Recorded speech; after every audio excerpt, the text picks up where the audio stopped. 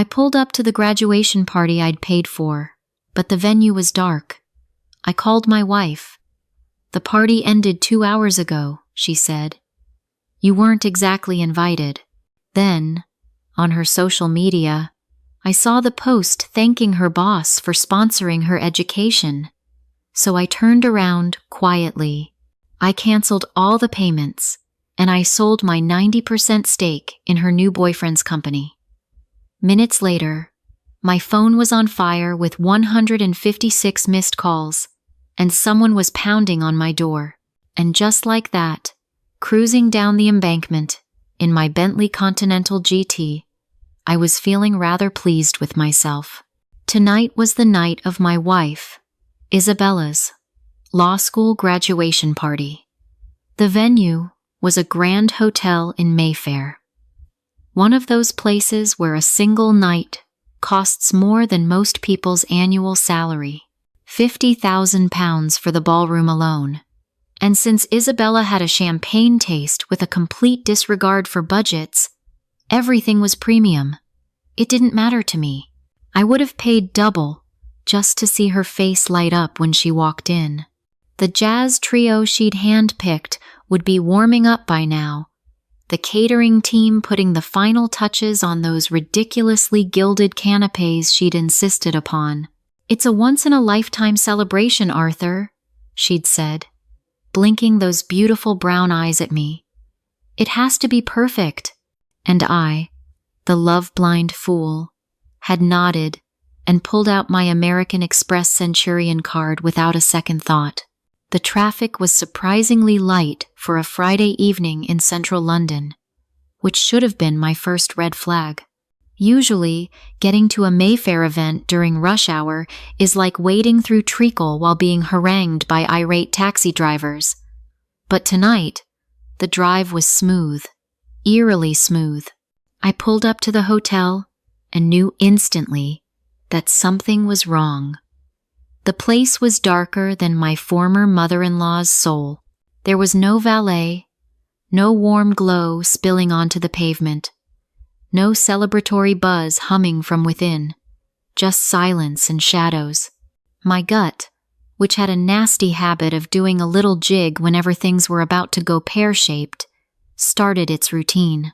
I parked the car and walked to the main entrance, the sound of my Crockett and Jones shoes on the pavement, sounding like a countdown timer. The doors were locked. Not "we're running a little late" locked, but "nobody's been here for hours" locked. I pressed my face to the glass, cupping my hands to block the streetlight glare. Empty. Completely, utterly, soul-crushingly empty. My phone was in my hand before my brain had fully processed what I was seeing. Speed dial number 1. Isabella. It went straight to voicemail, her voice bright and cheerful. "Hi, you've reached Isabella.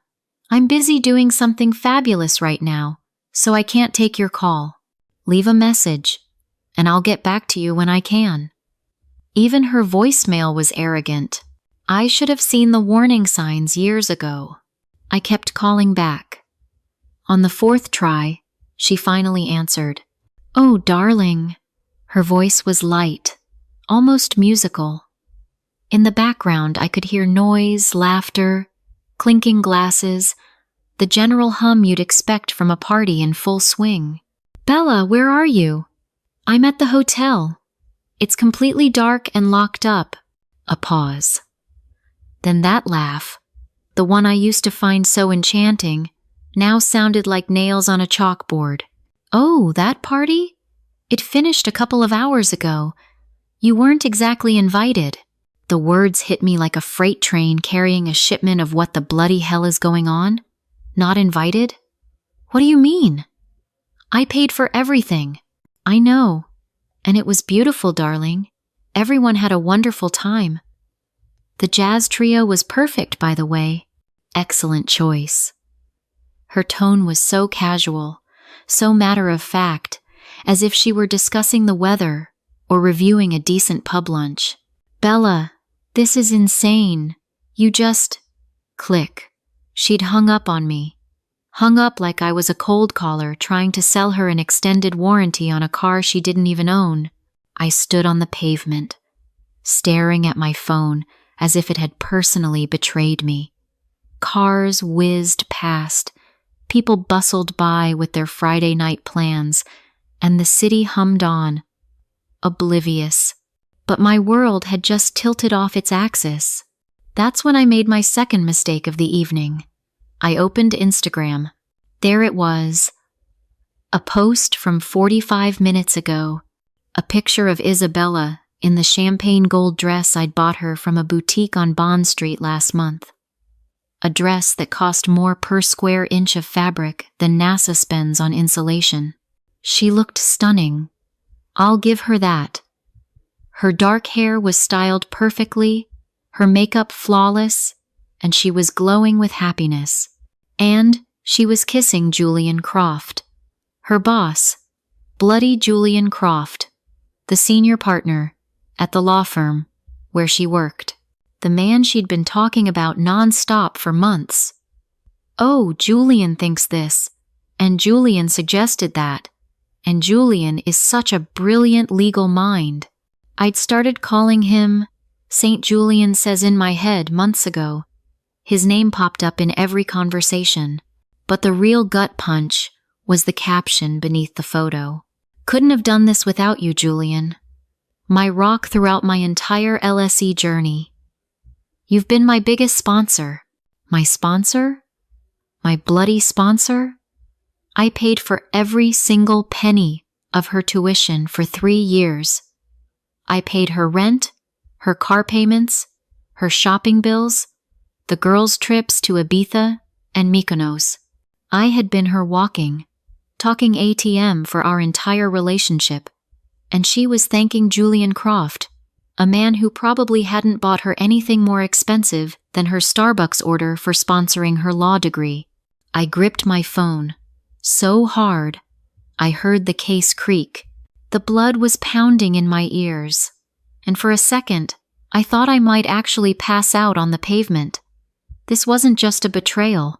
It was cold, calculated public humiliation. Everyone who mattered to her was at that party. Her friends from law school, her colleagues, probably half of London's legal circle, and they all thought Julian was her sponsor. The comments were already flooding in. Heart eye emojis, messages of congratulations, people tagging their friends to look at this gorgeous couple.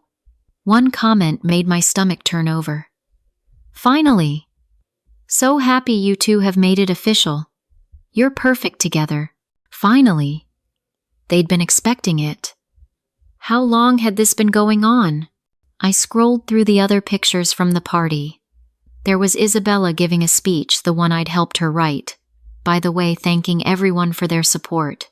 There she was, cutting the absurdly expensive custom cake I'd ordered from that posh bakery in Notting Hill.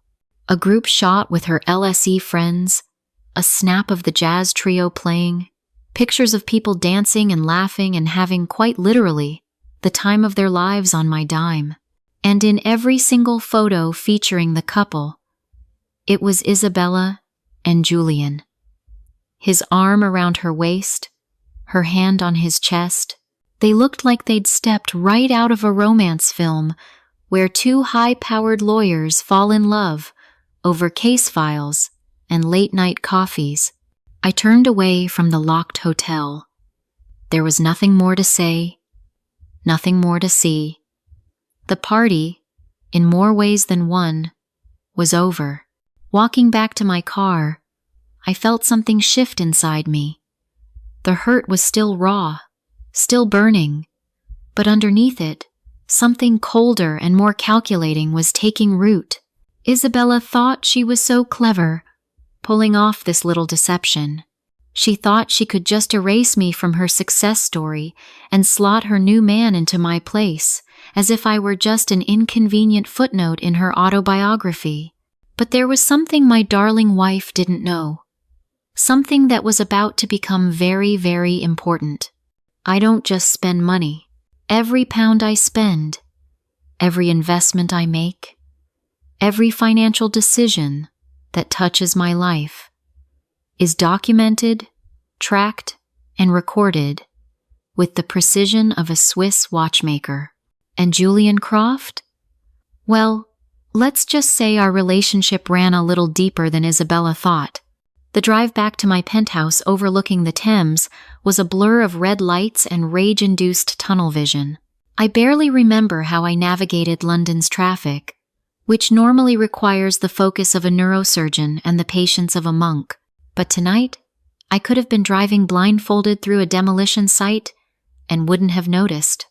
Mr. Davies, our doorman, gave his usual friendly wave, but I could see the concern etch itself onto his face as he got a proper look at me. "Evening, Mr. Pendleton." "All right, sir?" "Absolutely, John. Living the dream." My voice came out flat and dead. Even I could hear how hollow I sounded. The lift ride up to the 30th floor felt like an eternity. I caught my reflection in the polished steel doors and barely recognized myself. My normally perfect hair was a mess where I'd run my hands through it, my tie was askew, and my eyes had the haunted, hollow look of a shell-shocked soldier you see in war documentaries. But as I unlocked the front door and stepped into my flat, the one I bought, paid for, and furnished to my exact specifications, something inside me began to harden. This wasn't the end. Not by a long shot. The place was exactly as I'd left it that morning. Immaculate, ordered, and entirely under my control. The floor-to-ceiling windows offered a breathtaking view of the Thames, the city lights glittering like loose jewels on black velvet. The modern furniture was all clean lines and premium materials. None of the fussy antiques Isabella had tried to push on me. "It adds character," she'd said. Yes, well, it turned out she was the one lacking in that department. I poured myself 3 fingers of Macallan 25 the good stuff, usually reserved for closing a major deal, and went straight to my study. This room was my sanctuary, my fortress of solitude, my command center. Everything in here was exactly where it was supposed to be, arranged with the same obsessive precision that had made me successful.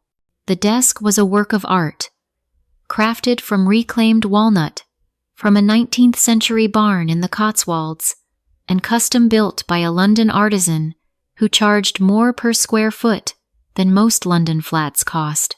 My laptop sat in the exact center, flanked by 2 identical monitors and a sound system that cost more than most people's cars. The bookshelves were lined with biographies of business titans, investment guides, and legal texts that, unlike some people who just pose with them for Instagram photos, I actually read. But the real prize was locked away in the bottom drawer of my desk, like a precious relic, my black leather asset management file. I took it out and placed it on the desk, with the reverence one might afford a religious text. This binder contained 3 years of meticulous records. Every transaction was documented in obsessive detail. Bank statements, wire transfer receipts, tuition invoices, rent payment confirmations, credit card statements. It was a complete financial autobiography of my relationship with Isabella. This was the thing about me Isabella never understood. I don't do anything by halves. When I love someone, I love them completely, with everything I have. And when I financially support someone, I document every last penny, because that's what smart businessmen do. You keep records. You cover your back. You make sure that if things go wrong, you can prove exactly what happened. And tonight, things had gone very, very wrong.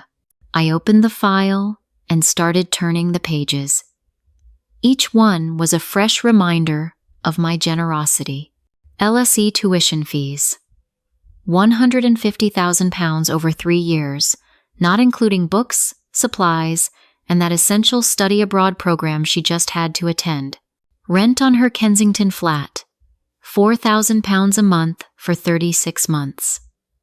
Payments on her Mercedes, which she insisted was vital for networking. Another £800 a month. Shopping allowances, holidays, restaurant bills that could have fed a small village in most countries. The numbers were staggering, even to me. I had been Isabella's personal Barclays Premier Bank, dispensing cash with the generosity of a drunken lottery winner, and she had repaid me by making out with her boss at a party I funded and publicly crowning him her sponsor. But here's where it gets interesting.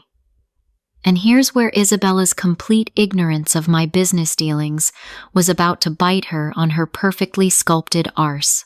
About 18 months ago, she'd come to me with a sob story about Julian Croft. The poor man was struggling to get his legal advisory firm off the ground. He had big dreams, but no capital. His family had cut him off financially after a disagreement over his career choice. He was brilliant, according to Isabella. He just needed someone to believe in him. "Darling, you're so good at seeing the potential in people," she'd purred, curled up next to me on this very sofa. "Julian has this incredible vision for revolutionizing corporate legal services. He just needs someone with your business acumen to help him make it happen. Just meet him. One coffee.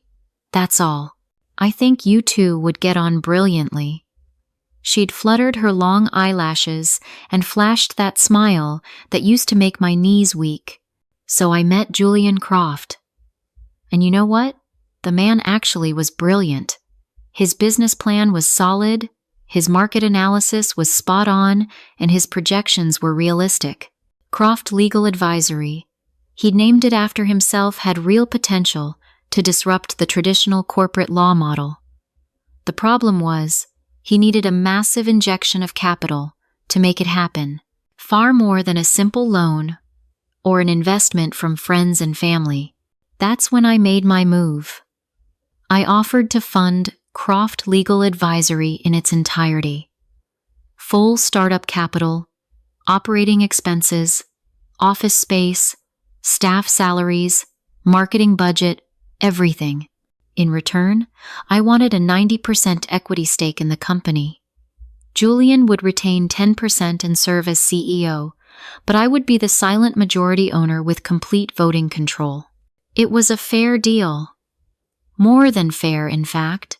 Most venture capitalists would have demanded 95% for that level of investment.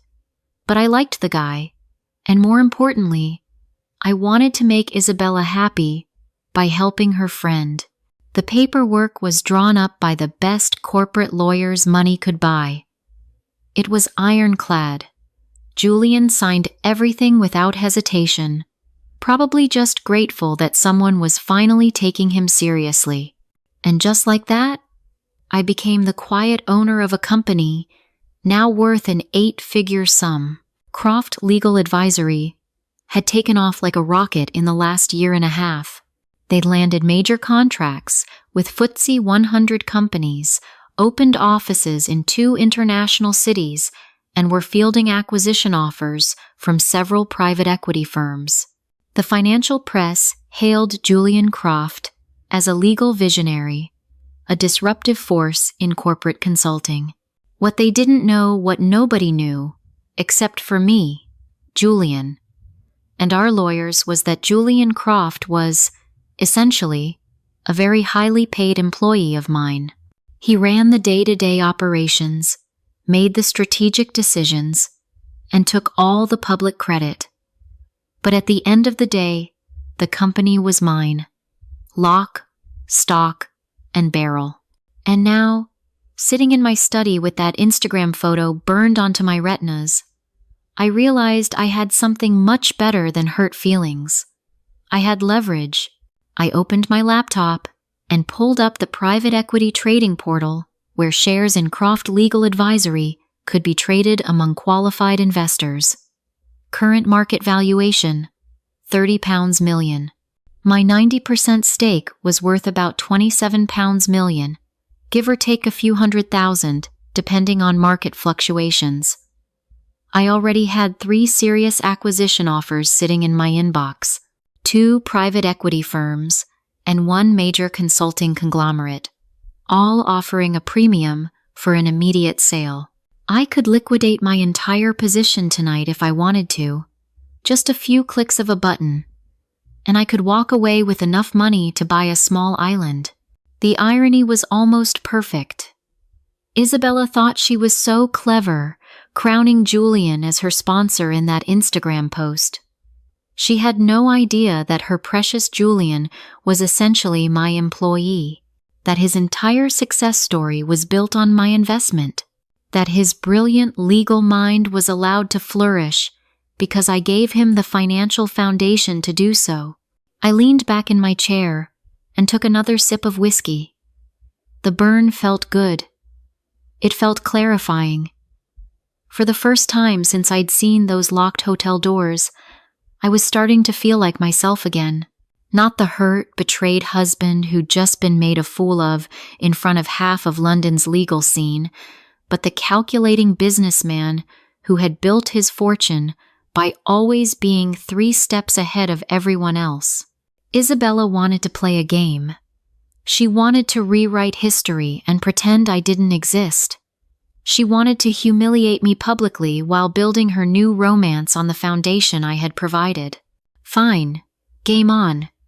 But we were going to play by my rules.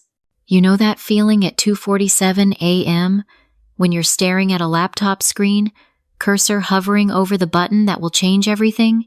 That moment when you're standing on the edge of a cliff and you can either step back to safety or leap into the unknown? I was there. The Macallan had done its job. The sharp edges of my fury had been honed into something far more dangerous. Cold, calculated rage. I had spent the last 4 hours going through every financial tie that connected me to Isabella's perfect little life. And let me tell you, the web was more extensive than a conspiracy theorist's corkboard. But I'm a methodical man. You don't build a 9-figure portfolio by making rash decisions, not even when your cheating wife has just served up your dignity on a silver platter to half of London's legal elite. So I started with the arteries supplying her lifestyle, then moved to the major organs. First up, the vendors for the graduation party.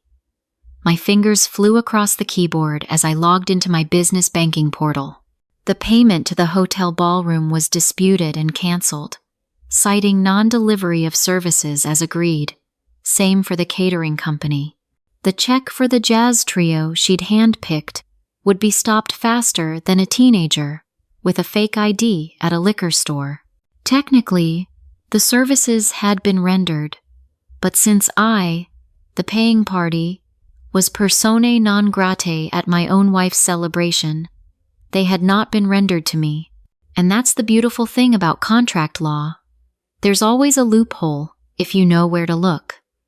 The hotel contract specified a celebration for Mr. Arthur Pendleton and Mrs. Isabella Clark, and since Mr. Arthur Pendleton was uninvited, the terms of the contract had been materially breached. I could almost hear the phone calls that would be happening in a few hours. Hotel managers scrambling to explain to their bosses why they'd hosted a party they hadn't been paid for. Caterers wondering how they were going to explain the bounced checks to their suppliers.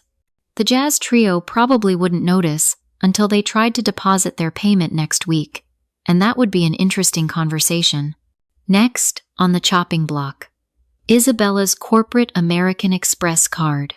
This one was particularly satisfying, as I'd set it up as an authorized user account under my main business line of credit. The monthly limit was £20,000, and she routinely maxed it out on everything from designer shoes to those absurd £300 facials she insisted were essential for professional networking. A few clicks, and it was gone. Her Uber account, her Deliveroo orders, her Harrods shopping sprees, and her monthly membership to that boutique gym in Chelsea where she did more socializing than exercising the next time she tried to buy anything. It would all come to a screeching halt. Then came the big one, her final semester tuition refund. Here's something most people don't know about financing a law degree. Many students pay their final semester's fees up front, then apply for various refunds and bursaries post-graduation. It's like getting a tax return, but the check is usually for a few £1,000s and comes from the university's financial aid office instead of HMRC. Isabella's refund had been processed yesterday. I'd gotten the notification email while I was driving to the party. £2,000 deposited straight into the joint account I'd set up for her educational expenses. The very same account where I was listed as the primary account holder. I transferred every penny back into my personal account and then closed the joint account entirely. The transaction history would show exactly what had happened, but by the time Isabella noticed, the money would be gone and the account would be a memory. But all of that was just the appetizer. The main course was Croft Legal Advisory. I pulled up the private equity exchange again and stared at the numbers. The company I'd built, and let's be honest, that's what I had done, was valued at £30 million as of market close. My 90% stake was worth more than the GDP of some small countries. And sitting in my inbox were 3 offers that would turn my investment into enough cash to retire tomorrow. The first offer was from Han Cheng Capital, a London-based private equity fund that specialized in legal service acquisitions. They were offering £31 million for a full buyout, a 4% premium over the current market value. Not bad, but not great. The second offer was from HSBC's private banking division on behalf of an anonymous client who wanted to acquire Croft Legal Advisory as part of a larger legal services consolidation play. Their offer was £32 million, with a potential earn-out clause that could bring the total to £34 million if certain performance metrics were met over the next 2 years. But the third offer, that was the one that made me smile for the first time tonight. Blackwood Legal Group, the very same firm that had been trying to headhunt Julian Croft for the last 6 months, was offering £33 million for an immediate buyout, on the condition that all current senior management was retained for a minimum of 2 years. They wanted to buy Croft Legal Advisory specifically to get Julian. Not realizing that Julian was essentially an expensive employee I could replace at will. The irony was so thick, you could cut it with a knife. Blackwood was willing to pay nearly £33 million to acquire a company to get one man, and that one man was about to find out his entire career was built on borrowed time and my generosity. I opened a new browser tab and navigated to the secure trading portal. I let my fingers hover over the keyboard, weighing my options. I could take the Blackwood offer and walk away with enough money to never work again. Or I could take one of the other offers and watch Julian's world crumble when his new corporate overlords decided his services were ultimately redundant. But then I thought of that Instagram picture. Isabella's lips on his, her hand on his chest. That caption, thanking him for being her sponsor throughout LSE. I remembered the comments from their mutual friends, all of them thinking they were watching a beautiful love story unfold, when in reality they were witnessing the most expensive cuckolding in London's history. To hell with it. I clicked on the Blackwood offer and hit accept terms. The deal would take 48 hours to fully process, but my shares were now locked in at £33 million. By Monday morning, I would no longer own Croft Legal Advisory, and Julian Croft would be working for the people who had just paid a premium for the company he thought he controlled. The beautiful part was that Julian would probably never know what hit him. He'd wake up on Monday morning, still thinking he was the visionary CEO of a successful advisory firm. He'd grab his usual coffee from that pretentious cafe around the corner, check his stock option portfolio, and probably send Isabella a cute message about their bright future together. Instead, he'd walk into the office to find representatives from Blackwood waiting to explain the new corporate structure. They'd be polite, professional, but the message would be clear. Croft Legal Advisory is under new management, and Julian's role will be evaluated for optimal strategic fit. Translated from corporate speak, that means, we paid £33 million for your company because we thought you were indispensable, but now that we own you, we're going to see if you're worth keeping around. A confirmation email pinged in my inbox. Transaction accepted. Funds available for transfer in 2 business days. I was now £27 million richer, and the company that had made Julian Croft into Isabella's knight in shining armor was about to become someone else's problem. I leaned back in my chair and finished the last of the whiskey. The city lights twinkled outside my window, and for the first time since I'd stood outside that locked hotel ballroom, I felt like I was back in control. Phase 1 was complete. The financial arteries that sustained Isabella's lifestyle were now severed, and Julian's professional world was about to be turned upside down. But this was just the beginning. The real consequences would hit tomorrow, and I had a front row seat to watch it all unfold. I woke up at 6:30 a.m. to the sound of my phone buzzing like an angry hornet trapped in a jam jar. Even in my half-asleep state, I knew exactly what was happening. The chickens were coming home to roost, and apparently, they had some complaints about the accommodation. My phone screen looked like Times Square on New Year's Eve, a cascade of notifications scrolling past one another. Text messages, missed calls, voicemails, even WhatsApp messages from numbers I didn't recognize. The digital equivalent of pitchforks and torches, all demanding my immediate attention. I made coffee first. I'm not a savage. Freshly ground Ethiopian single origin from the 3,000 pounds espresso machine Isabella had called absurdly extravagant when I bought it. It was funny how everything I enjoyed was either overpriced or unnecessary, but her monthly shopping sprees were essential investments in her professional image.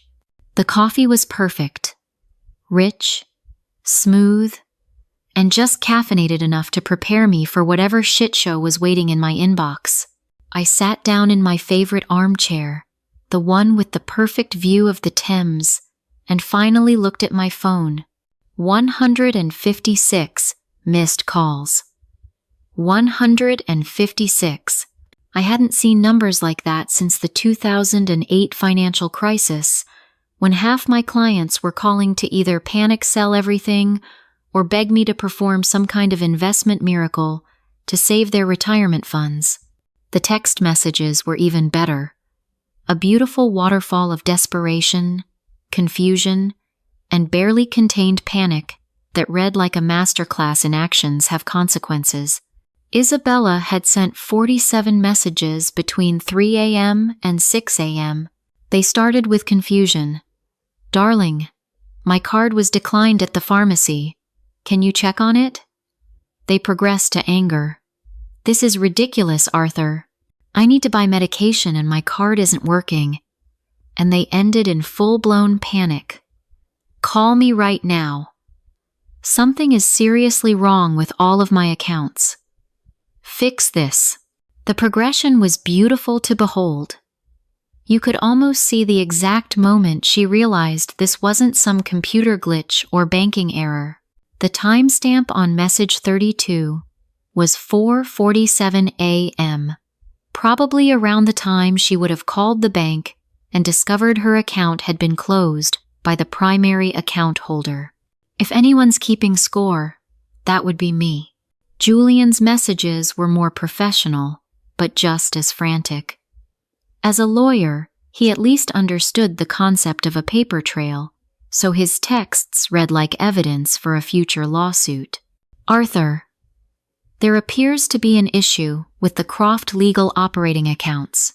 Please call me to discuss as soon as possible. And then, 2 hours later, Arthur, this is urgent. Our payroll system is showing an error, and multiple vendors are reporting payment issues. We need to resolve this immediately. But the real treat was in the voicemails. I poured myself a second cup of coffee and settled in for what I was sure would be better than anything Netflix had to offer. Voicemail number 12 was from the hotel coordinator. Her voice was strained with professional panic. Mr. Pendleton, this is Sandra from the Crystal Ballroom. We need to discuss the payment cancellation that occurred overnight. Our accounting department is showing a significant discrepancy, and our vendors are calling about payment. Please, call me back at your earliest convenience. Voicemail 23 was from Julian's CFO, a man named Bradley. He sounded like he'd been chain-smoking since dawn. Arthur, Brad here from Croft Legal. We have a serious problem with our operating capital. Julian mentioned you might be able to help clarify a banking issue. The board is in an emergency meeting, and we need to get this sorted before the markets open. An emergency meeting. I liked that. Nothing says your life is about to change dramatically, like an emergency board meeting on a Saturday morning. But voicemail 38 was the masterpiece. Isabella's voice, completely unhinged. You bastard. I know you're doing this on purpose. You don't get to steal my money just because your feelings are hurt. I have bills to pay and a life to live, and you don't have the right to ruin everything just because you're having some kind of midlife crisis. If you don't call me back right now, I swear to God I will. The message cut off there. She must have hit the time limit. A midlife crisis. That's what she was calling it. As if my perfectly rational response to being publicly humiliated and financially cuckolded was some mental health issue that required her patience and understanding. I was listening to voicemail 45 when my doorbell rang. Mr. Davies would have called up from the lobby, but I'd been too engrossed in the digital meltdown to answer the intercom. I walked to the front door and checked the peephole, expecting to see Isabella with her. We need to talk face, the one that preceded every major argument in our marriage. Instead, it was Sarah, Isabella's personal assistant. Poor Sarah looked like she'd been put through a blender, set to emotional devastation. Her normally perfect hair was in a messy ponytail. She was still wearing yesterday's clothes, and she was clutching her phone like it was the only thing tethering her to reality. I opened the door and leaned against the frame, coffee cup in hand. Sarah, this is unexpected. I thought you kept regular business hours. Mr. Pendleton, I am so sorry to bother you this early, but she trailed off, glancing around the hallway as if she were afraid someone was watching. Can I come in? It's a bit of a situation. I stepped aside and gestured for her to enter. Sarah had always been efficient, professional, and refreshingly honest about Isabella's more unreasonable demands. If anyone didn't deserve to be caught in the crossfire of my marital nuclear war, it was her. She followed me into the living room, declining my offer of coffee with a shaky hand. I don't even know where to begin, she said, slumping onto the sofa like a deflated balloon. Everything is falling apart. Define everything, I said, settling back into my armchair with the detached interest of someone watching a nature documentary about predators. The graduation party was shut down last night, midway through. The check for the venue bounced. Security came in while people were still dancing and said everyone had to leave. Isabella was mortified. I mean, truly. Some of the partners from her firm were there, and she had to be escorted out by building security in front of them. I nodded sympathetically, doing a victory dance on the inside. That does sound embarrassing. That's not even the worst of it, Sarah continued, her voice rising with every word. This morning, the payroll system at Croft Legal went down. Completely. No one got paid. The accounting software is just showing error messages, and half the staff can't use their corporate cards. It's chaos. Sounds like a technical issue, I said, taking another sip of coffee. Mr. Pendleton, Sarah said, looking at me with an expression one usually reserves for explaining a simple concept to a small child. Julian is in an emergency board meeting. They're talking about calling in external auditors. There are rumors the firm is under some kind of hostile takeover or financial investigation. I raised an eyebrow. That's a bit of a leap from a payroll glitch. And Isabella, Sarah's voice dropped to almost a whisper. She's lost her mind. Her bank accounts are frozen, her credit cards are declined, and she can't get in touch with you.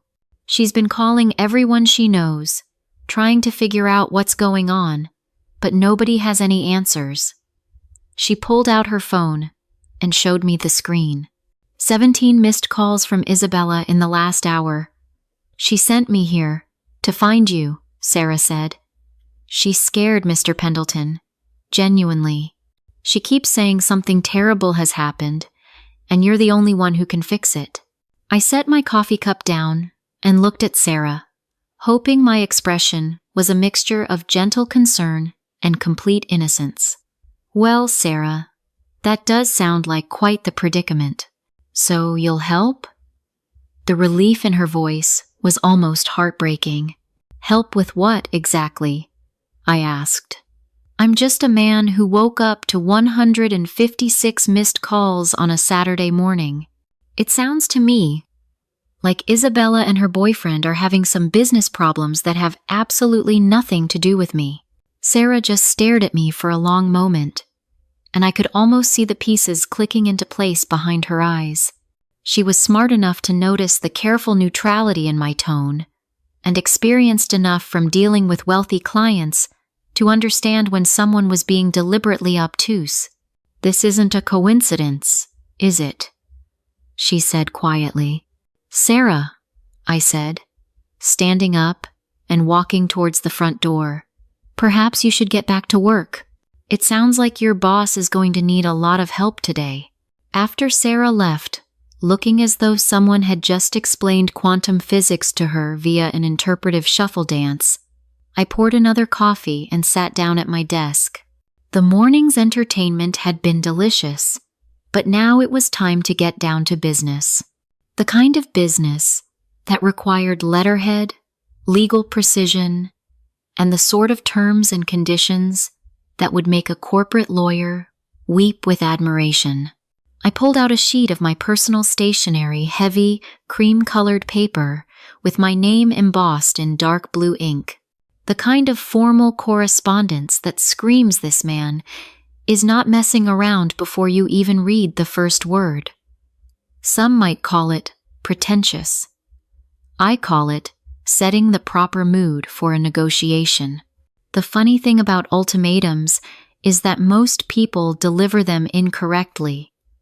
They get emotional, they start shouting, they make threats they can't back up. But a truly effective ultimatum should read like a business contract, because that's what it is. An agreement where one party holds all the cards and the other party has a choice between accepting terrible terms or facing even worse consequences. I cracked my knuckles and started typing. After 15 years of drafting investment agreements and acquisition terms, I knew exactly how to structure this particular document. To Isabella Clark, Julian Croft. From Arthur Pendleton.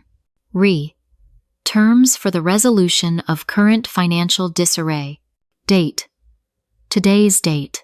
The undersigned acknowledges that recent financial irregularities have caused inconvenience to the parties named above.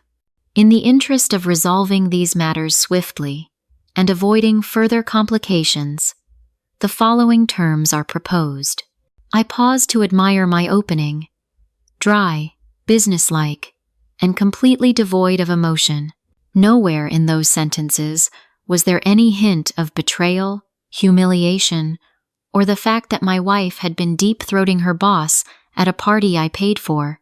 Just financial irregularities and inconvenience, as if their entire worlds weren't currently imploding because I'd decided to stop being their personal ATM. Term 1.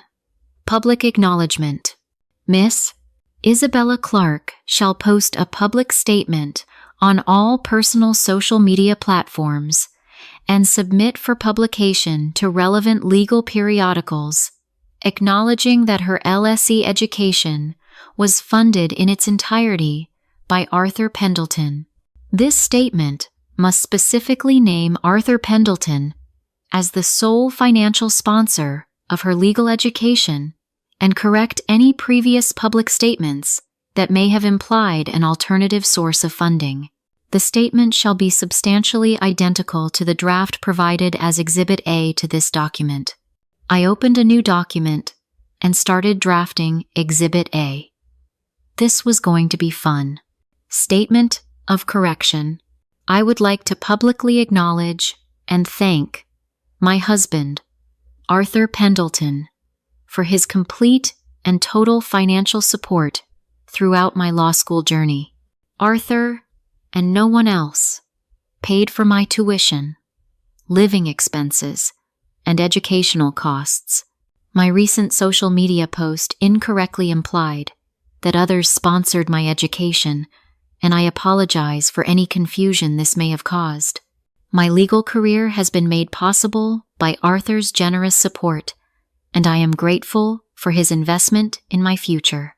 Short, sweet, and utterly humiliating for someone who had spent the last 6 months telling everyone that Julian Croft was her mentor and inspiration. The legal community loved gossip more than reality TV stars love plastic surgery. So this little correction would be the talk of every bar association dinner for months. Back to the main document. Term 2. Executive Resignation. Mr. Julian Croft shall submit his resignation from all positions at Croft Legal Advisory, effective immediately upon the signing of this agreement. Mr. Croft shall waive any and all claims to severance, stock options, or any other compensation beyond salary accrued up to his final day of employment. Mr. Croft will cooperate fully with any transitional activities as directed by the company's new ownership structure. I allowed myself a small smile at that last part. Julian would probably spend hours trying to figure out what new ownership structure meant. By the time he found out, he'd be updating his LinkedIn profile to read, seeking new opportunities in legal consulting. Term 3. Marital Asset Protection. Miss Isabella Clark waives any and all claims to marital property, business interests, or any other assets acquired by Arthur Pendleton during the course of the marriage. This includes, but is not limited to, investment portfolios, real estate holdings, business equity, and intellectual property. Miss Clark acknowledges these as the separate property of Arthur Pendleton and will make no claim for division, support, or compensation related to these assets. This was the big one. Under UK property division laws, Isabella could theoretically lay claim to half of everything I'd acquired during our marriage, but that would only be if she wanted to drag this through a divorce proceeding while I systematically dismantled every financial structure that supported her lifestyle. The smart play was to waive her claim now and avoid a scorched earth lawsuit that would just leave us both poorer and angrier. Term 4. Non-Disclosure Agreement. Both parties shall enter into a comprehensive non-disclosure agreement prohibiting public discussion of Arthur Pendleton's business activities, investment decisions, or personal affairs. This includes, but is not limited to, social media posts, interviews, casual conversations with third parties, and any other form of public or private communication that mentions Arthur Pendleton in any context. I wanted both of them erased from my life completely. No more Instagram posts tagging me in couple photos. No more casual mentions at networking events. No more, "Oh, Arthur thinks this," or "Arthur suggested that" in their professional conversations. They could start their new life together, but they would have to do it without using my name as their social currency. Term 5. Enforcement and consequences. Any breach of these terms will result in immediate legal action, seeking full monetary damages, injunctive relief, and the complete asset recovery of any and all funds previously provided to either party. Arthur Pendleton reserves the right to pursue any and all available legal remedies, including, but not limited to, civil litigation, asset forfeiture proceedings, and, where applicable, criminal charges. The stick to go with the carrot.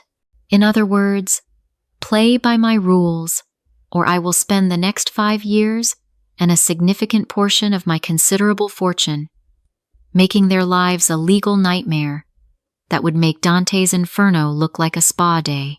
I printed the document on my personal letterhead, then a second copy for my records. The terms were harsh, but they were fair. Or at least, they were as fair as I felt towards a cheating wife and her boyfriend who had been planning their romantic future while living off my generosity. The beauty of this approach was its simplicity. Isabella and Julian could sign the papers and get on with their lives, or they could refuse and watch their current financial catastrophe become a permanent state of being.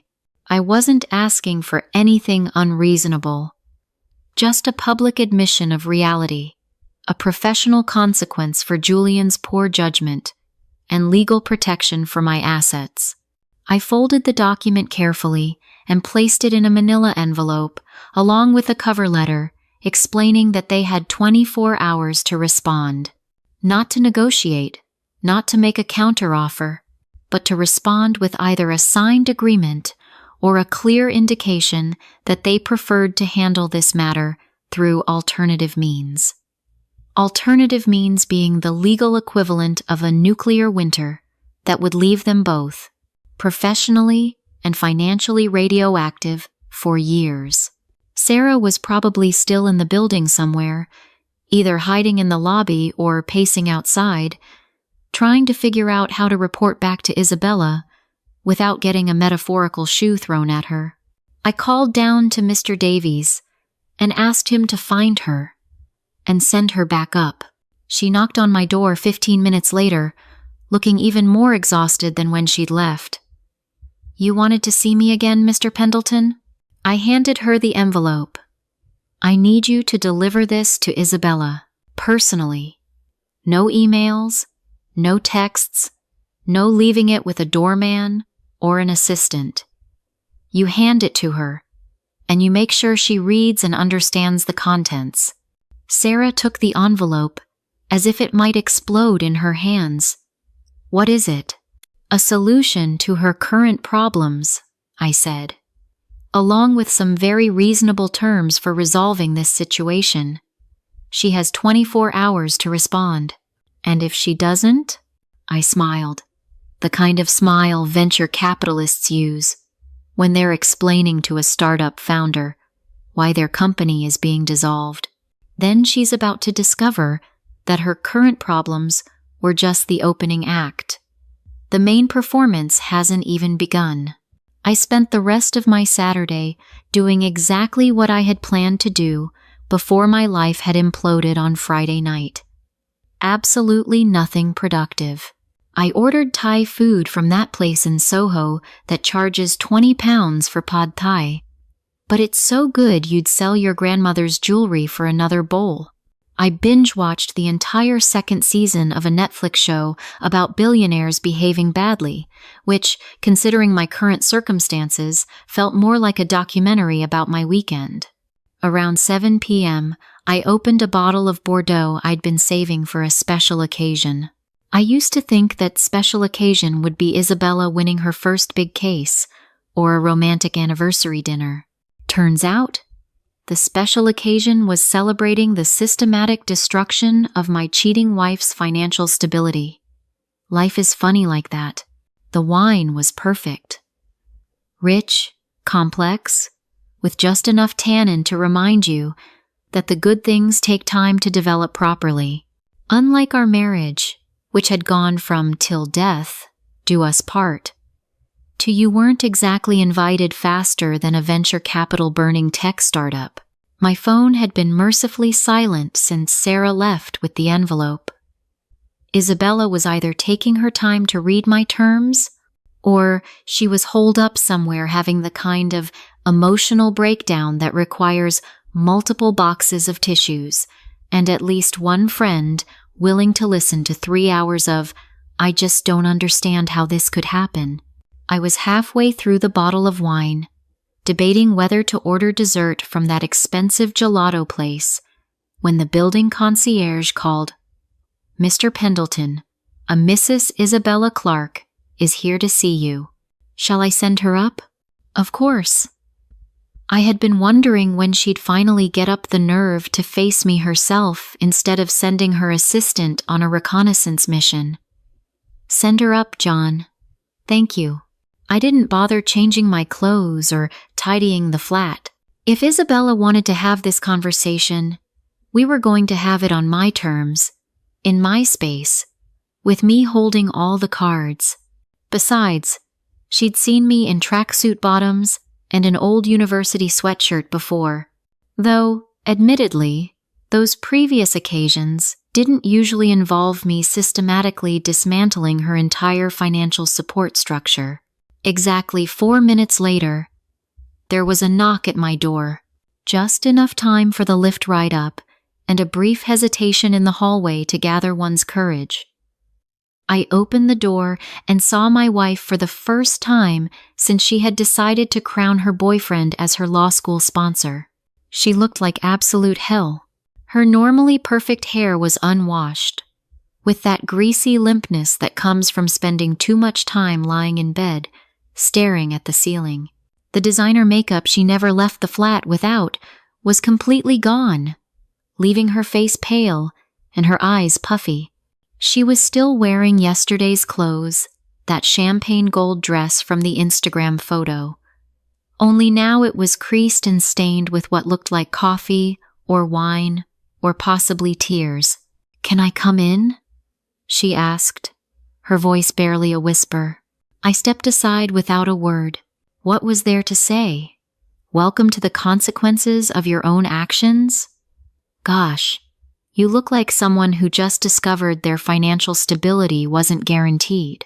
Sometimes, silence is more devastating than any witty comeback. She walked into the living room like someone navigating a minefield, looking around the flat she'd lived in for 3 years, as if she were seeing it for the first time. Maybe she was finally noticing that every piece of furniture, every work of art, every expensive gadget had been bought with my money. Or maybe she was just trying to figure out how to start a conversation with the husband she had publicly humiliated less than 24 hours ago. "I got your document," she said, slumping onto the sofa where we had cuddled countless times, planning our future together back when I thought our future involved growing old together instead of drifting apart via Instagram post. "I figured as much. Seeing as you're here and Julian isn't." I picked up my wine glass and leaned against the windowsill. Power dynamics are important in a negotiation, and I wanted her looking up at me for this conversation. "Arthur, there's something you need to understand," she began, using her lawyer voice, that calm, reasonable tone she practiced for closing arguments and client meetings. "What happened at the party? It wasn't about hurting you." I almost choked on my wine. "Not about hurting me? You threw a graduation party I paid for, didn't invite me, made out with your boss in front of everyone we know, and publicly gave him credit for funding your education. How, exactly, was that not about hurting me?" She paused, running a hand through her unwashed hair. I didn't want you there when I was with my friends. My friends? I repeated the words as if trying to understand a foreign language. The same friends who have been eating in restaurants I paid for, drinking wine I bought, and celebrating an achievement I funded? It's not like that. Then explain to me what it is like, Bella. Because from where I'm standing, it looks like you just pulled off a 3-year con where you let me bankroll your entire life while you were planning your exit strategy with Julian. She shot to her feet, pacing towards the kitchen like a caged animal. You don't understand the pressure I was under. Do you know what it's like to be the wife who can't afford anything on her own? For everyone to know that your husband pays for everything? So your solution was to pretend your boyfriend paid for everything? He's not my boyfriend. The words came out sharp and defensive. Julian and it's complicated. I laughed, and even I could hear how cold it sounded. Complicated. Right. Is that what you call it, when you have your tongue down someone's throat at a party and thank them for sponsoring your education?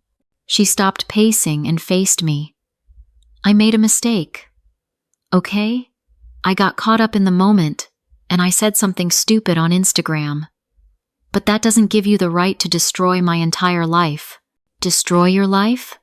I put my wine glass down and walked towards her. Bella, I haven't destroyed anything. I just stopped paying for it. There's a difference. You canceled my credit cards. You closed my bank account. She gestured wildly around the flat. You shut everything off. I can't even buy groceries. Welcome to the world of being an adult, I said. Most people have to actually earn money before they spend it. It's a revolutionary concept, I know. Her face crumpled, and for a second, I saw a glimpse of the woman I'd fallen in love with 4 years ago. Vulnerable, uncertain, human. Then she straightened up, and the lawyer's mask was back in place. Those terms you sent, she said. They're ridiculous. You can't expect me to publicly humiliate myself just because you're going through whatever this is. Whatever this is? I cut her off. A rational response to being betrayed and humiliated. A natural reaction to discovering that my wife was planning a future with another man while I was paying all her bills. I wasn't planning anything with Julian. That Instagram post sounded like you two were quite the team. Couldn't have done this without you. My rock throughout LSE. Heart emoji. The message was pretty clear, counselor. She was crying now. Ugly tears that streamed down her cheeks and onto that champagne gold dress. I just felt so overshadowed by you. Like I could never have a success that was my own.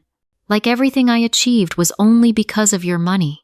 So you decided to give the credit to Julian. I didn't think it would turn into this. But it did, I said, walking back to the window and looking out at the city lights glittering like scattered diamonds. You made your choice, Bella. You chose not to invite me to your party. You chose to kiss Julian in front of everyone. And you chose to publicly thank him for something I paid for. And now you have to live with the consequences of those choices. She followed me to the window, standing close enough that I could smell a mixture of her perfume, desperation, and regret. Arthur, please. I know I messed up, but we can fix this. We can go to counseling. We can work through it. You don't have to burn everything down. I turned to look at her, this woman I had supported completely, invested in fully, and loved enough to trust with my heart and my wallet. The terms in that envelope are non-negotiable, Bella. You either sign them, or you learn what life looks like when I'm not subsidizing it. And if I sign them, then what? Then you and Julian are free to build whatever life you want together.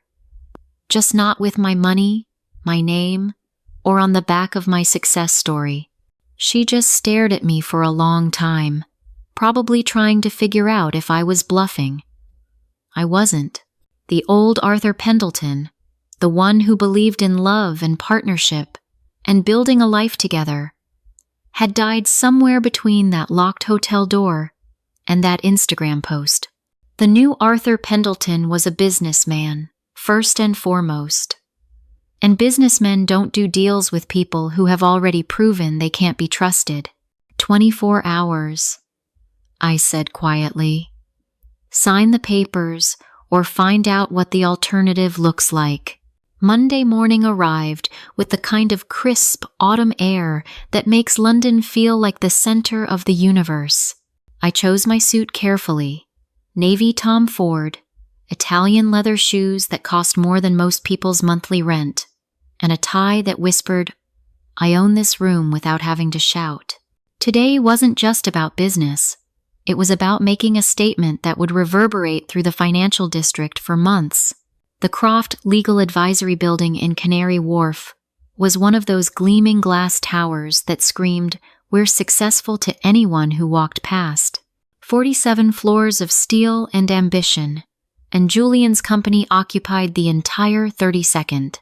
I'd been there exactly once before, about 6 months ago, when Julian had insisted on giving me a tour of our expanding empire. Our empire. If he only knew. I walked into the lobby like I owned the place, which, until about 18 hours ago, I basically had. The security guard recognized me and waved me through without the usual visitor badge procedure. Poor chap probably had no idea that the friendly investor he'd been greeting for the last year and a half had just sold the company out from under everyone's feet. The lift ride up to the 32nd floor gave me time to savor the irony of the situation.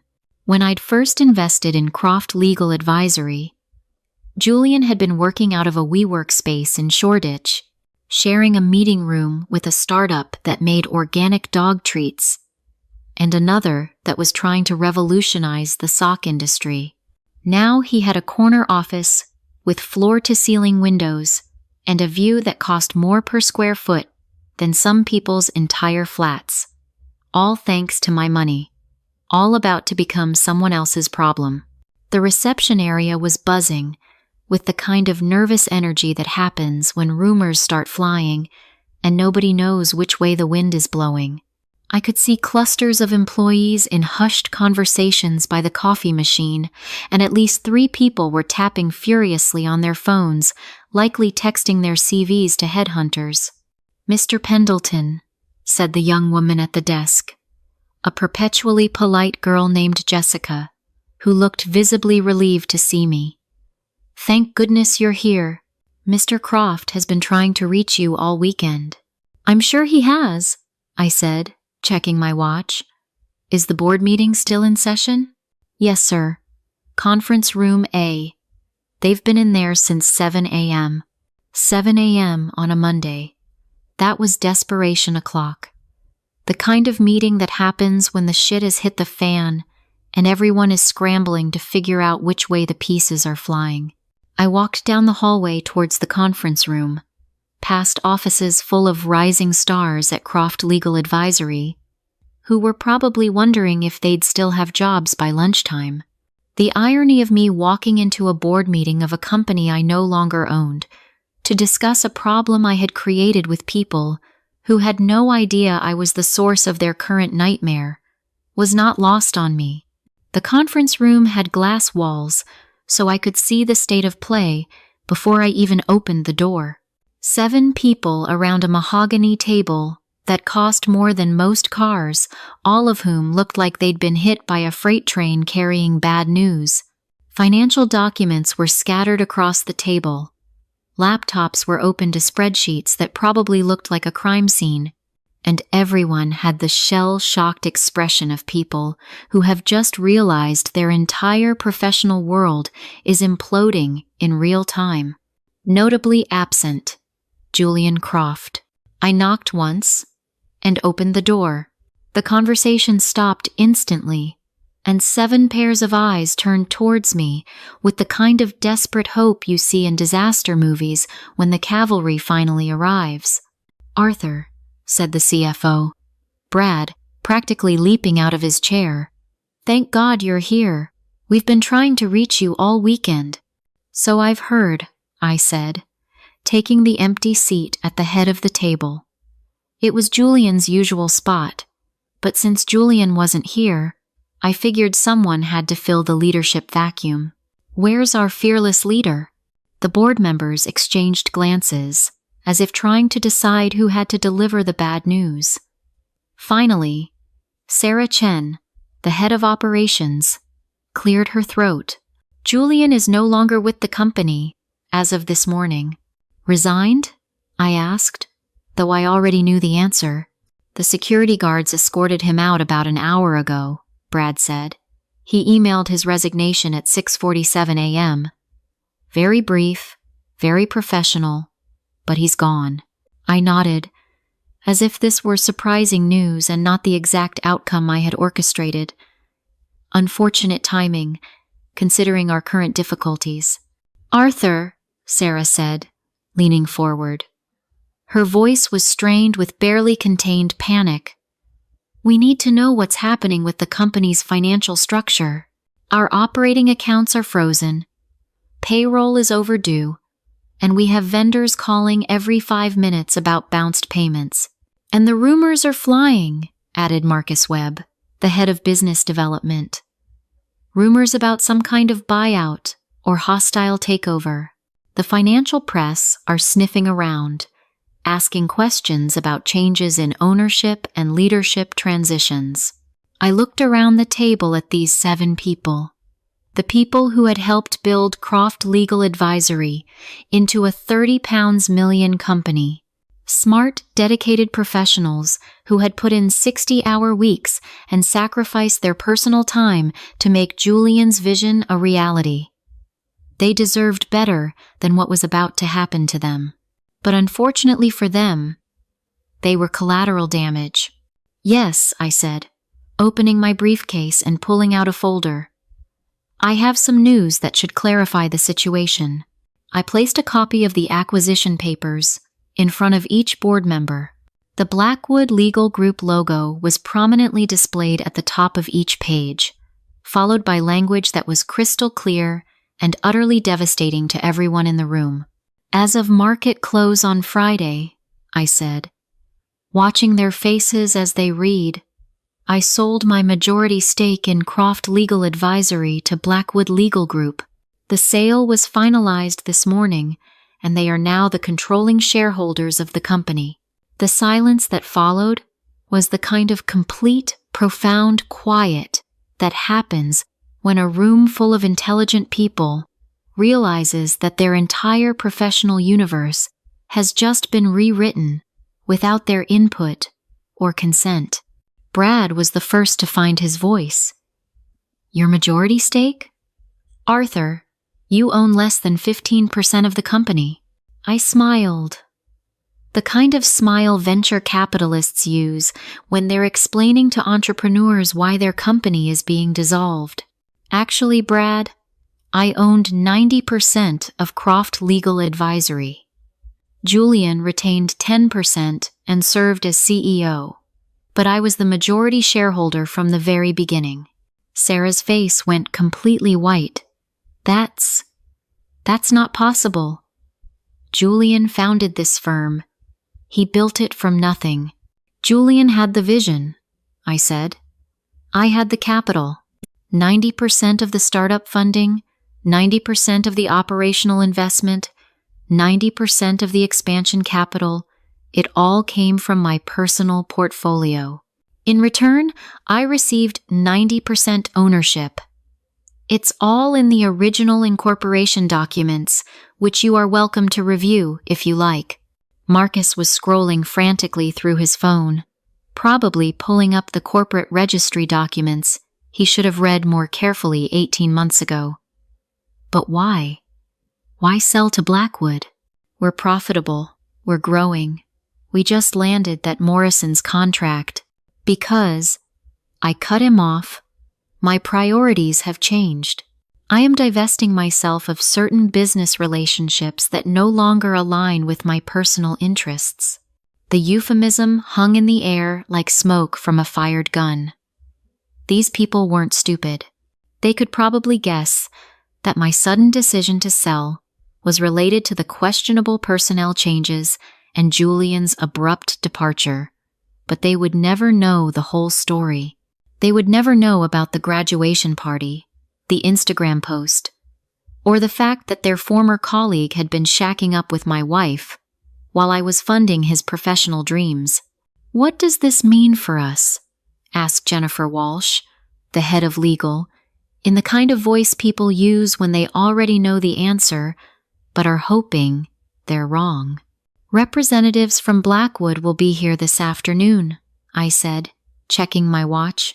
"They'll be conducting individual meetings with all senior staff to evaluate the current organizational structure and determine the optimal strategic adjustments going forward," which, translated from corporate speak, meant they're going to fire half of you and restructure the rest of the company according to their vision. They paid a premium for Croft Legal Advisory because they believed they were acquiring Julian's leadership and vision, I continued. Now that Julian is no longer part of the equation, they will have to reassess whether the company still meets their investment criteria. Brad's hand was shaking as he put the acquisition papers down. "Arthur, there are 47 employees at this company.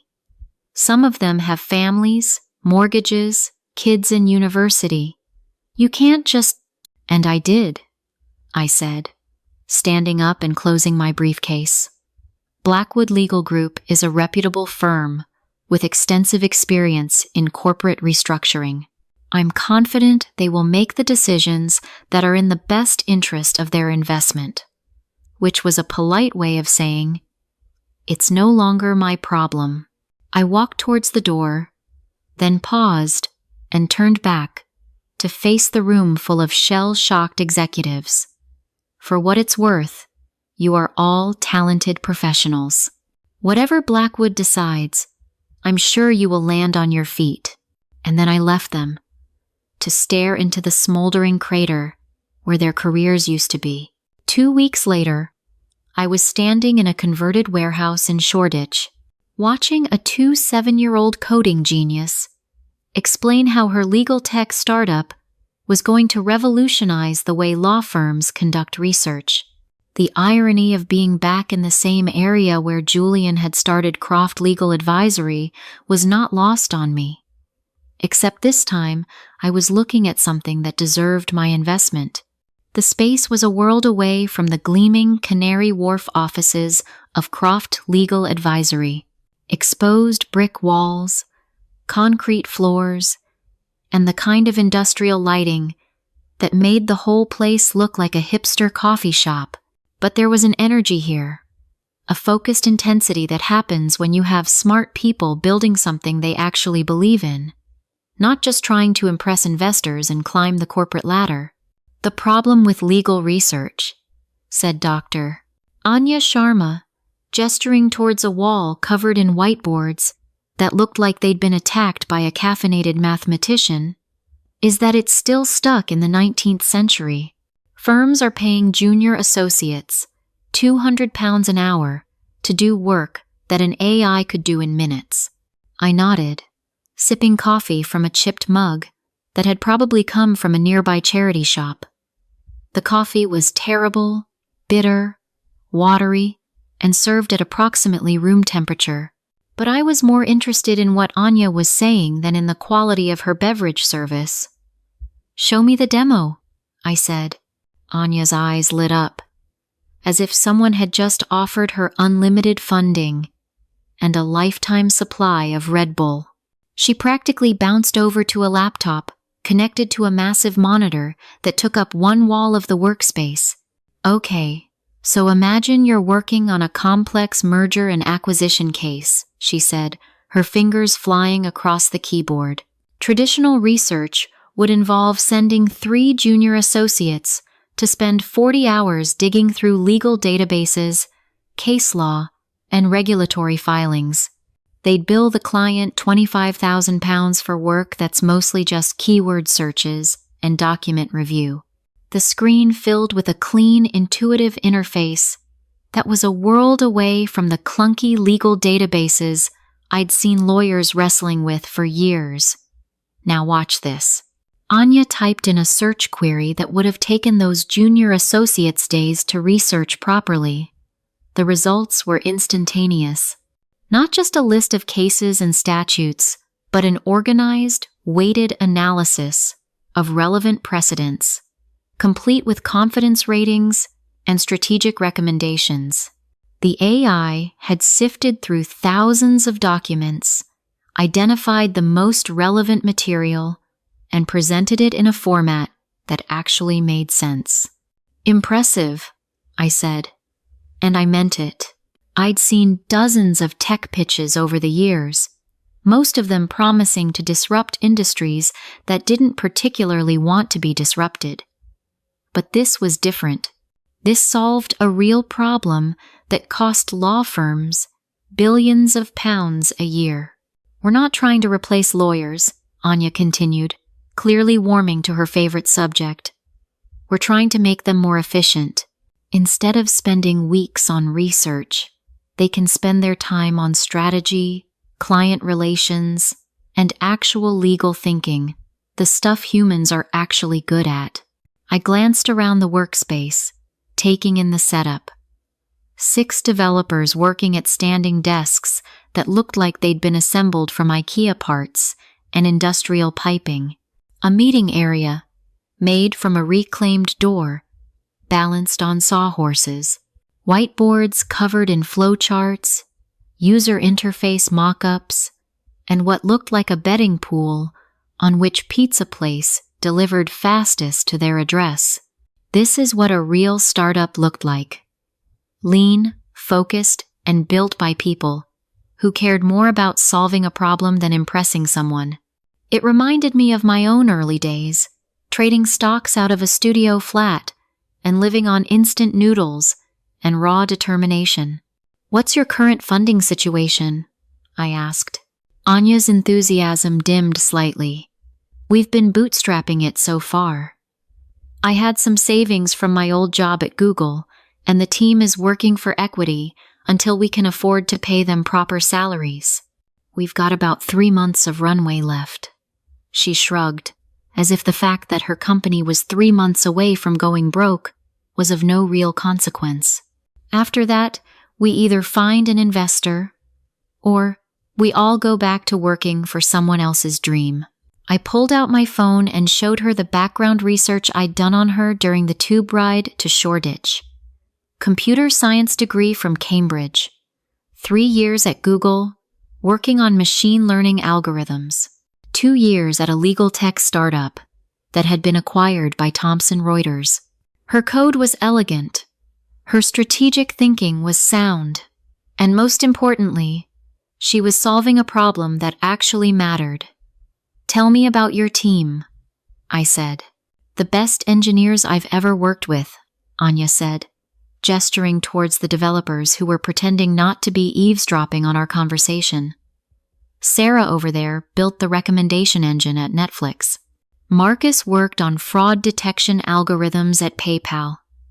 Kim was the lead developer on that document analysis platform that LexisNexis bought for £30 million last year. And they're all working for equity? They believe in what we're building. Every single person in here could get a job at Google or Facebook tomorrow and make double what I can afford to pay them for the next 2 years. But they're here because they want to build something that matters. That was the difference between this company and Croft Legal Advisory. Julian had been building a consulting firm to stroke his own ego and impress people at legal cocktail parties. Anya was building something that could actually change the way an entire profession operates. What do you need to scale? I asked. Realistically, £1.5 million would let us hire the team we need. build out our infrastructure, and fund our operations for the next 18 months. 2 million would be even better. We could scale faster. Maybe open an office on the West Coast and start going after the really big law firms. I walked back to the whiteboard, covered in user interface mock-ups. The design was clean, intuitive, and clearly made by people who understood that lawyers don't have time to learn complicated software just to do basic research. Have you spoken to any potential customers? Any actual law firms? We have 3 mid-sized London firms running a pilot program, Anya said. The feedback has been incredible. The partners are telling us we're saving them 60 to 70% on research costs, and the quality of the analysis is actually better than what their junior associates are producing. Show me the numbers. For the next hour, Anya walked me through a set of financial projections, market analysis, and customer acquisition strategies that were surprisingly sophisticated for a company being run out of a converted warehouse. She had done her homework. More importantly, she understood both the technical challenges and the business realities of what she was trying to build. The legal industry spends over £10 billion a year on research and document review, she said, pulling up a slide showing market size and growth projections. If we can capture even 2% of that market, we're looking at a £200 million business. I closed my laptop and looked around the workspace one more time. 6 brilliant engineers, working for room and board and pizza, building something that could legitimately disrupt a multi-billion-pound industry. It was exactly the kind of investment opportunity I'd spent my entire life looking for. Anya, I said, what would you say if I told you I could write you a check for £2 million right now? 45% equity, a seat on the board, and you retain complete operational control. Her face went through about 17 different emotions in the space of 3 seconds. Shock, disbelief, excitement, suspicion, and finally, cautious optimism. I'd say you're either the best angel investor in London, or you're running a very elaborate scam. I laughed, and for the first time since that night outside the locked hotel, it was a genuine laugh. No scam. Just a man who knows a good investment when he sees one. I pulled out my checkbook and started writing, pay to the order of Juris AI Technologies Limited. £2 million. The exact same amount of profit I'd made from selling Croft Legal Advisory, reinvested in something that actually deserved to succeed. Welcome to the big leagues, I said, handing her the check.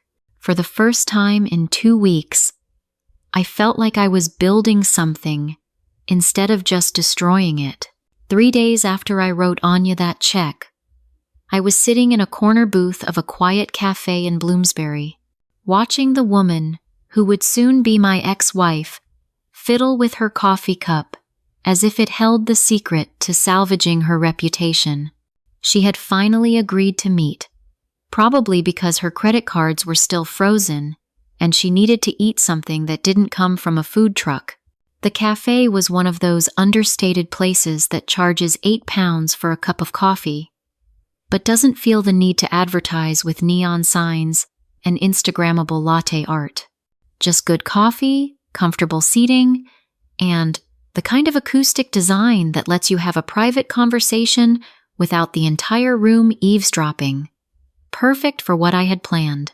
Isabella looked better than the last time I'd seen her, but not by much. She'd managed to shower and change her clothes, but there were dark circles under her eyes that even makeup couldn't completely conceal. And her usual confident posture had been replaced by the slumped shoulders of someone who has spent the last week discovering that financial independence isn't just a catchphrase from a women's magazine. You look like you've gotten some sleep, I said, sliding into the booth opposite her. A little. She cradled the coffee cup with both hands, as if it were a life raft. Arthur, I've been thinking about your terms. They're designed to humiliate me. They're designed to correct the public record, I said, stirring a sugar cube into my espresso. There's a difference. You want me to publicly admit that you funded my entire education while I was thanking someone else for it. That's humiliating. That's honest, I said, leaning back against the leather upholstery of the booth. You chose to rewrite history in that Instagram post. Now you have a choice between correcting it voluntarily or letting other people figure out the truth for themselves. She was quiet for a long time, staring out the cafe window at the pedestrians bustling past, probably on their way to jobs that didn't hinge on a delicate balance of social media posts and financial revenge plots. What happened to Julian? She finally asked. What do you mean? He's not answering my calls. His assistant says he's unavailable indefinitely, and his LinkedIn profile says he's seeking new opportunities. What did you do to him? I almost felt sorry for her. Almost. She seemed to genuinely believe that Julian Croft was some kind of self-made success story, a brilliant legal mind who had built his empire through talent and determination. The fact that his entire professional existence had been bankrolled by her husband was clearly news to her. I didn't do anything to Julian, I said. I just stopped doing things for him. That's cryptic, even for you. Croft Legal Advisory was my company, Bella. 90% ownership, fully documented, completely legal. Julian was essentially a very highly paid employee who got to play CEO because I liked his business plan. The coffee cup slipped from her hands, clattering against the saucer. That's not possible. The articles of incorporation are public record. You're a lawyer. You know how to look these things up. But he built that firm from nothing.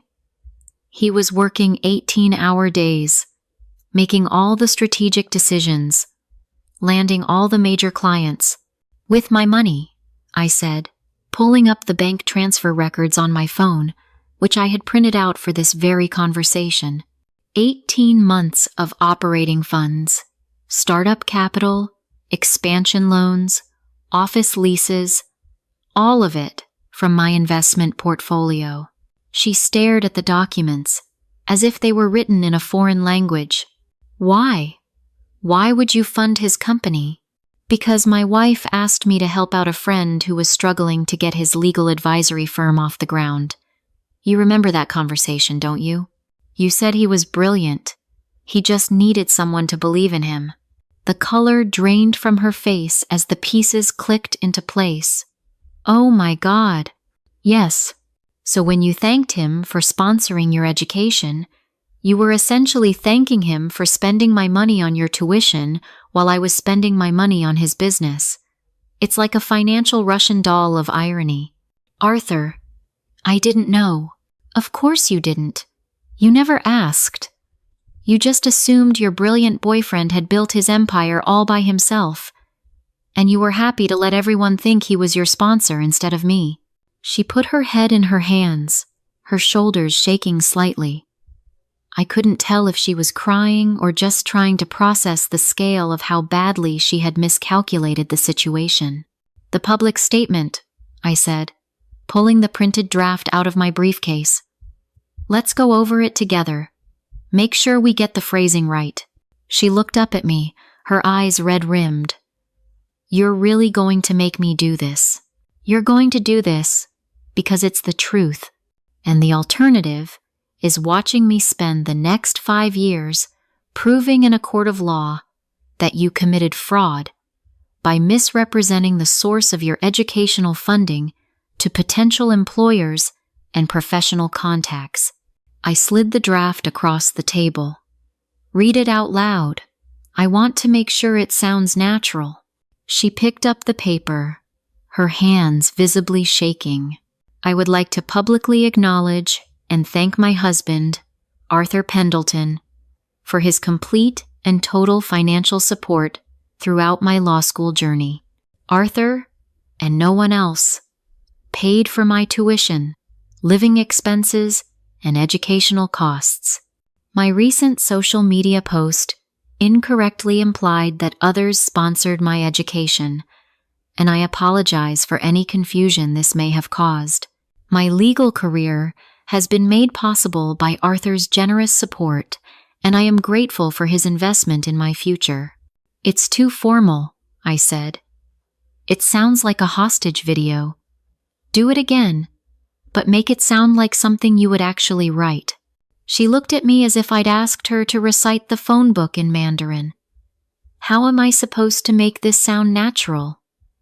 I'm publicly admitting that I lied about who paid for my law degree.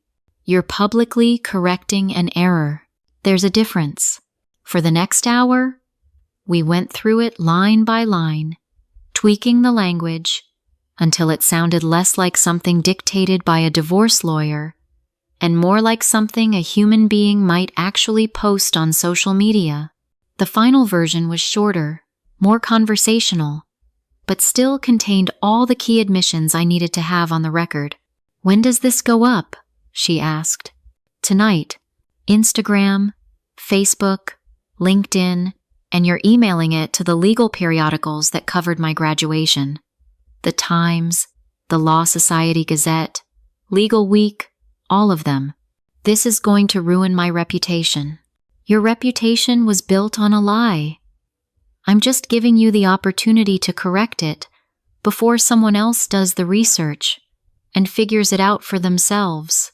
She folded the statement and put it in her handbag, handling it as if it were toxic waste. And after this, after I'm publicly humiliated and I've admitted that my successful boyfriend was actually just spending my husband's money, after this, you and Julian are free to build whatever life you want together, just not with my funding, my name, or on the back of my success story. She stood up to leave, then paused. For what it's worth, I really didn't think it would turn into this. I know, I said, but it did, and now we all have to live with the consequences. She walked out of the cafe without looking back, probably to spend the rest of her day figuring out how to explain to her friends and colleagues why she was about to publicly contradict everything she'd just told them about her relationship with Julian Croft. I ordered another espresso and checked my phone. Anya had texted me a picture from their office. The team was celebrating their new funding with a bottle of champagne that probably cost less than Isabella's usual lunch. A real celebration by people who had earned something actually worth celebrating. By tomorrow morning, everyone in the London legal community would know the real story behind Isabella Clarke's law degree. And for the first time in weeks, I was actually looking forward to reading the comments. 6 months later, I was standing in the sunlight, streaming through the window of my new flat by the Thames, drinking a coffee that didn't cost £8, and feeling, for the first time in years, genuinely content.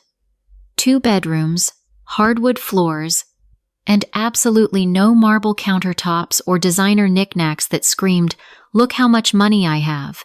Just a normal place. A normal person might actually want to live. The divorce had been finalized 3 weeks ago.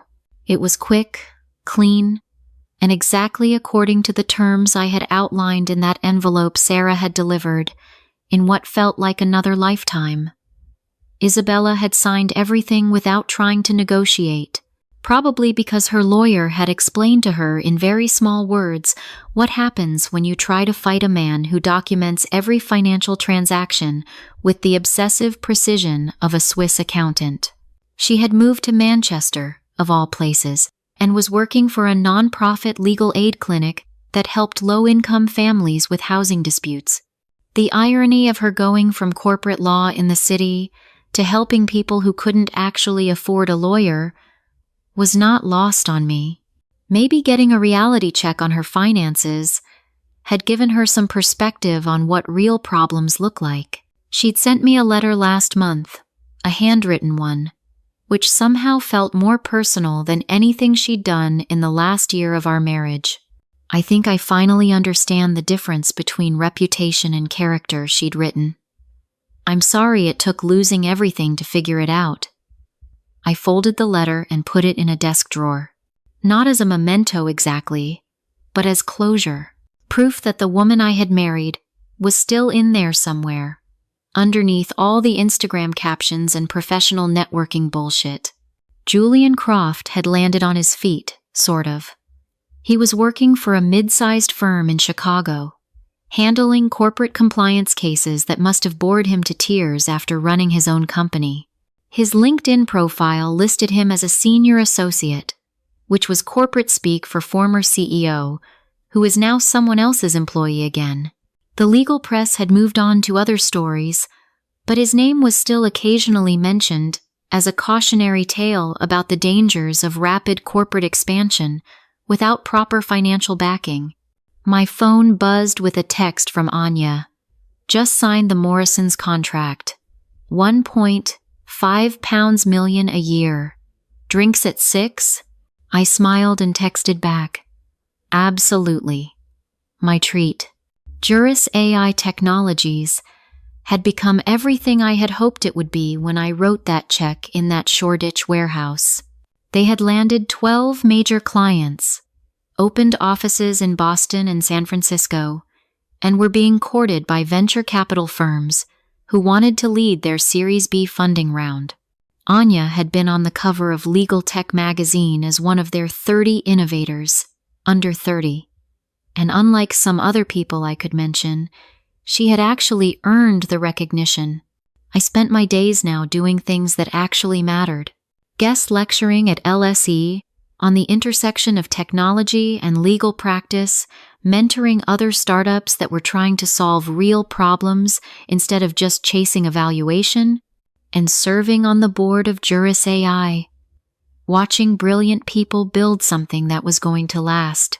The flat was quiet, except for the distant hum of the city doing its thing. There was no designer furniture that cost more than a car, no art collection that existed to impress dinner party guests. There was no evidence of a life built with someone who didn't want to build anything with me. Just sunlight, good coffee, and the satisfaction of knowing that I had won. Not because I had destroyed Isabella's financial stability, or ended Julian's career as a CEO, or forced them both to confront the reality of their choices. I had won because I had freed myself from a relationship that was built on transactions instead of trust. I had won because I was finally investing in things that deserved to succeed, working with people who wanted to build instead of just consume, and living a life that belonged to me, instead of playing a supporting role in someone else's social media fantasy. My phone rang. It was Anya again. "Change of plans," she said. "The whole team wants to celebrate the Morrisons deal. We're thinking that new rooftop place in Shoreditch. You in?" I looked around my normal flat, with its normal furniture and complete lack of Instagrammable moments, and I realized that there was nowhere else I would rather be than celebrating with people who had actually earned their success. "I'm in," I said. "See you there." I grabbed my jacket and headed for the door, leaving the sunlight and the silence and the satisfaction of a well-executed victory behind me. It was time to go celebrate with people who understood the difference between building something real and just looking successful online. 6 months ago, standing outside that locked hotel door, I thought my life was over. Turns out, it was just beginning.